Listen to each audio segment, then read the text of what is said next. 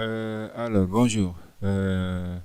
Aujourd'hui, nous allons voir avec vous un tutoriel qui va porter sur le système d'exploitation Debian 11.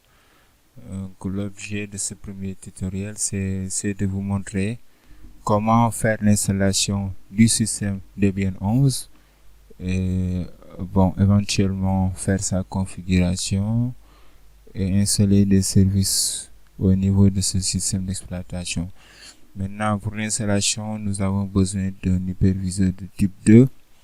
Donc, vous avez la possibilité d'utiliser VMware Workstation ou bien VirtualBox, ou d'autres systèmes de virtualisation de niveau 2. Donc, un hyperviseur de type 2 ou bien un hyperviseur de type 1.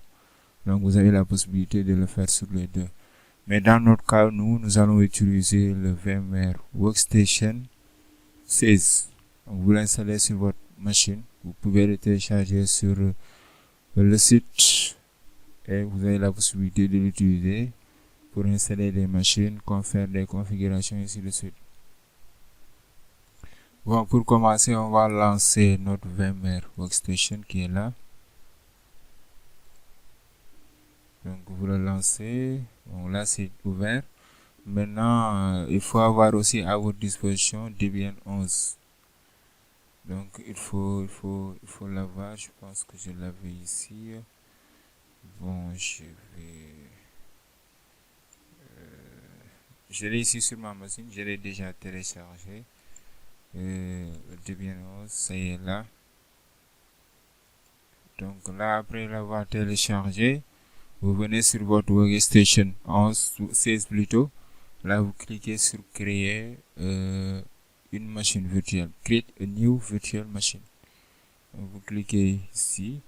Là, vous faites suivant. Vous laissez l'option par défaut. Maintenant, ici, vous avez deux options. Soit monter un disque virtuel ou bien sélectionner le système d'exploitation à utiliser. Donc là, on va aller chercher notre système d'exploitation. Là, c'est ici son emplacement. Là, je le sélectionne. OK. Donc là, après l'avoir sélectionné, je vais faire Next. Là, il me demande quel est le type du système. C'est du Linux.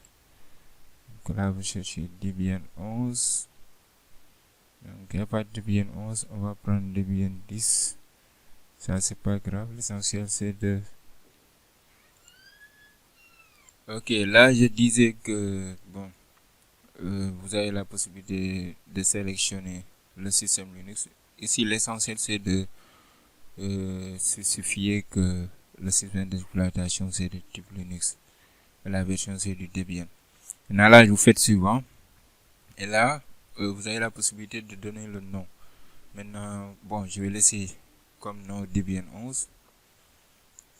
Et là, l'emplacement de votre machine virtuelle. Vous avez la possibilité aussi de le déplacer, c'est à vous de voir. Si vous n'avez pas assez d'espace sur votre disque C, mieux vaut le déplacer. Donc là, pour le déplacer, il faut faire comme ça. Browser. Par exemple, je veux le déplacer vers le disque qui a plus d'espace.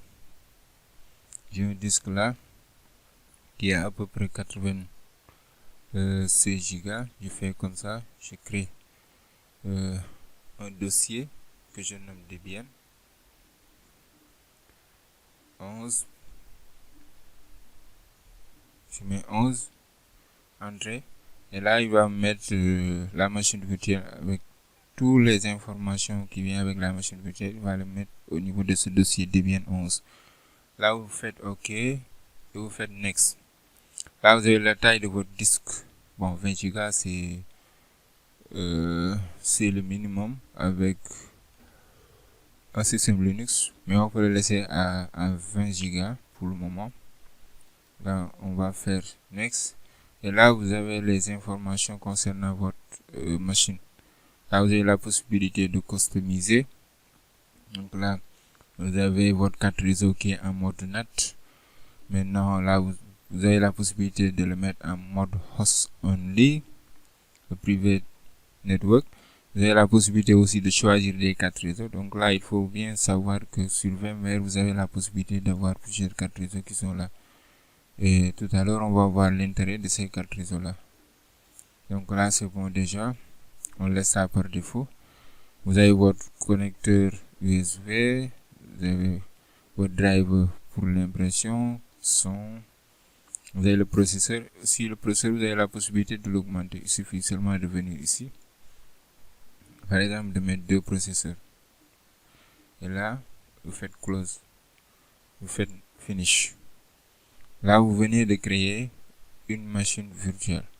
Maintenant, on va passer à son installation. Donc, l'installation, vous faites seulement démarrer ici. Power on the virtual machine. Donc là, dès que vous mettez Power on the virtual machine, là, vous avez la possibilité d'installer le menu. Donc là, vous avez la possibilité d'installer le système avec interface graphique et le système sans interface graphique, ou bien d'autres options. Moi, là, je vous propose d'installer ça sans interface graphique. Parce que la plupart des systèmes d'exploitation Linux que vous allez retrouver dans les environnements, que ce soit en entreprise ou bien autre part, vous allez voir qu'il n'y a pas d'interface graphique. Parce que l'interface graphique consomme en termes de ressources, surtout au niveau de la RAM. Maintenant, là, vous installez un système d'exploitation avec console que vous allez attaquer via, bon, PuTTY, il y a d'autres outils qui vous permettent de l'attaquer à distance.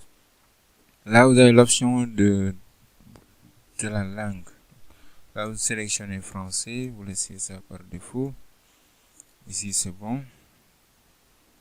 Maintenant, il est en train d'analyser le support d'installation. Ouais. Donc là, on laisse l'analyse se dérouler comme il faut. Là, on attend que l'analyse se termine. Donc là, c'est toujours en cours. Il est en train d'analyser. Ok, on laisse. Ok, là c'est bon. Il demande le nom de la machine. On va nommer notre machine. Bon, moi, je vais le mettre Debian. Hein. Debian, je vais mettre du Debian comme nom de la machine. Le domaine. Bon, vous avez la possibilité de le spécifier comme vous avez la possibilité de le laisser. Donc là, vous effacez et vous continuez. Là, ici, vous demande un mot de passe. Donc, vous définissez votre mot de passe. Comme c'est un lab, je vous propose de mettre un mot de passe qui est simple. Par exemple, passer. Pour ne pas avoir à réinitialiser le mot de passe après. Donc là, vous faites suivant. Il vous demande de créer un nouveau utilisateur. Je vais créer un nouveau utilisateur nommé test. Test comme nouveau utilisateur. Je définis un mot de passe pour l'utilisateur test. Donc là, c'est bon. Vous définissez toujours le mot de passe pour l'utilisateur test. Ça dépend. Vous aussi, vous pouvez créer votre propre utilisateur. Moi, j'ai pris comme utilisateur test. Maintenant, là, il va synchroniser avec l'horloge, le NTP. Il va configurer l'horloge déjà.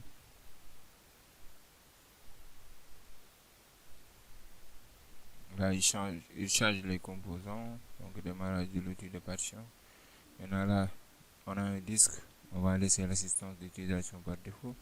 Là, on sélectionne notre disque.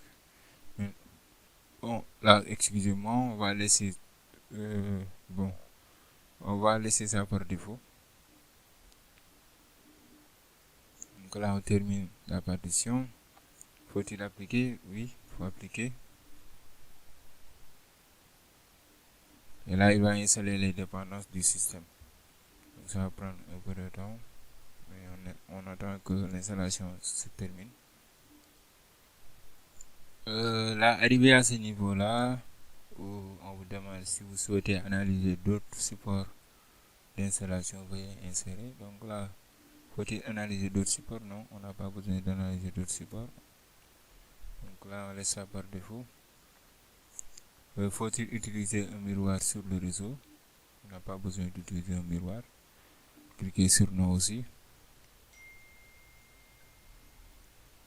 Et là, il est en train d'installer les... Donc, il va charger les logiciels. Et vous allez avoir l'option de pouvoir les installer. Maintenant, arrivé à ce niveau-là, il vous demande si vous voulez participer à l'étude statique sur l'utilisation des paquets. Bon, là pour le moment, faites non. Là, vous faites non et attendre que... Bon, là, il vous donne l'option. Arrivé à ce niveau, il vous donne l'option de pouvoir sélectionner. Par exemple, si vous voulez avoir l'environnement de bureau. Bon, il y a les environnements de bureau qui sont là. GNOME, XFCE, ça dépend. Et aussi, vous avez la possibilité d'installer du serveur SSH et du serveur web. Pour le moment, on n'a pas besoin de tout ça. On va désélectionner tout ça. Donc là, on désélectionne tout. Le directeur visuel du système. Pas besoin de ça.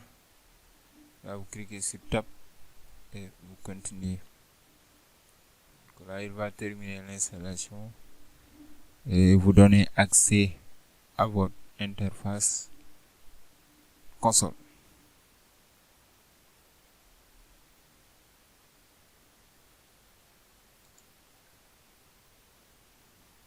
Ok, arrivé à ce niveau-là, bon, c'est l'installation du groupe.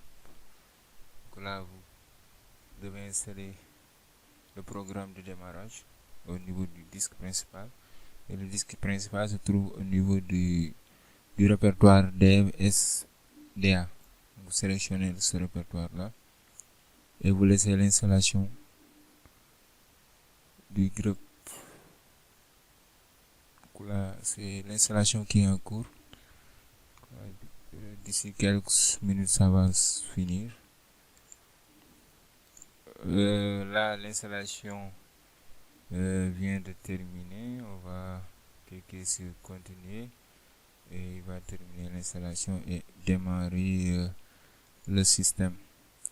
Là, nous venons d'installer notre système d'exploitation Debian 11. Et là, on va attendre que ça se termine et vous allez voir l'interface console. Vous allez accéder aux consoles avec ce mot de passe. Donc là, on avait un utilisateur test. On peut tester toujours avec l'utilisateur test. Comment on peut aussi utiliser le root. Donc là, on va mettre notre souris à l'intérieur. Donc là, c'est root. Le mot de passe c'est... Donc là, vous venez d'accéder à votre serveur que vous venez d'installer, Debian 11. Donc je vous donne rendez-vous tout à l'heure pour la partie configuration de ce serveur-là. Donc n'oubliez pas toujours de partager et si vous avez des questions, mettez ça en commentaire.